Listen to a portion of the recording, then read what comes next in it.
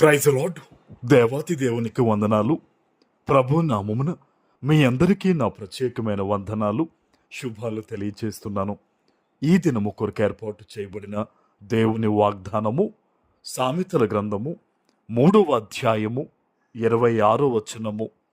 యెహోవా నీకు ఆధారమగును, నీ కాలు చిక్కబడకుండునట్లు ఆయన నిన్ను కాపాడును. దేవుని నామానికి మహిమ కలుగునుగాక. ఈ ఉదయకాల సమయంలో సర్వ సృష్టికర్త అయిన నీ తండ్రి గొప్ప వాగ్దానాన్ని నీకు అందిస్తూ ఉన్నారు. హల్లెలూయా. ఆయన నీకు ఆధారమవుతారట.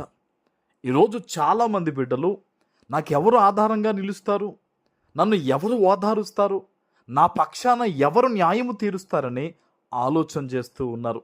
అయితే నీవెప్పుడైతే దేవుని పాదాలు ఆశ్రయిస్తావో, నువ్వు ఎన్నాళ్ల నుంచి ఇబ్బందుల్లో ఉన్నా, ఎన్నాళ్ల నుంచి నీ జీవితంలో సమస్యలున్నా సరే, నీ పక్షాన దేవుడు నిలబడినప్పుడు తప్పకుండా నీకు న్యాయము జరిగి సమృద్ధితోనూ సమాధానంతోనూ నీవు నిండుకుంటావు. ఆమేన్.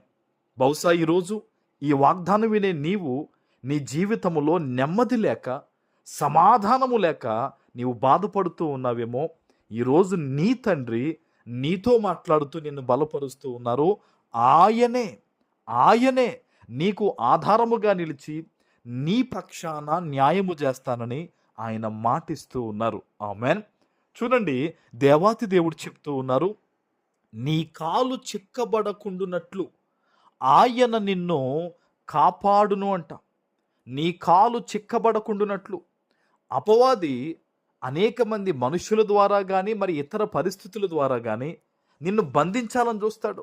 నీ ప్రయాణాన్ని నిలిపివేయాలనో, నీ సమృద్ధిని ఆపాలనో, నీ వ్యాపారాన్ని త్రొక్కివేయాలనో, నీ బిడ్డల ఎదుగుదలను ఆపాలనో, భవిష్యత్తు చిన్నాభిన్నం చేయాలనో వాడు అనేక రకాలుగా ఆలోచిస్తూ ఉన్నప్పుడు నీవెందులోనూ చిక్కబడకుండా, అపవాది యొక్క వాడు తీసిన గుంటలో నీవు పడిపోకుండా, నీ కాలు చిక్కబడకుండా ఈ దినము దేవుడు నిన్ను నీ బిడ్డలను ఆశీర్వదిస్తానని ఆయన మాటిస్తూ ఉన్నారు. ఆమేన్.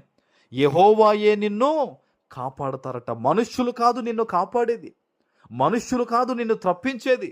నీవు ప్రార్థిస్తున్న, నీవు ఎదురు చూస్తున్న సర్వోన్నతుడైన దేవుడే నిన్ను విడిపిస్తానని, రక్షిస్తానని ఈ ఉదయకాల సమయంలో ఆయన వాగ్దానం ఇస్తూ ఉన్నారు. ఆమేన్. దేవుని సన్నిధిలో తెల్లవారక మునిపే ప్రార్థన చేయడం మొదలుపెట్టు.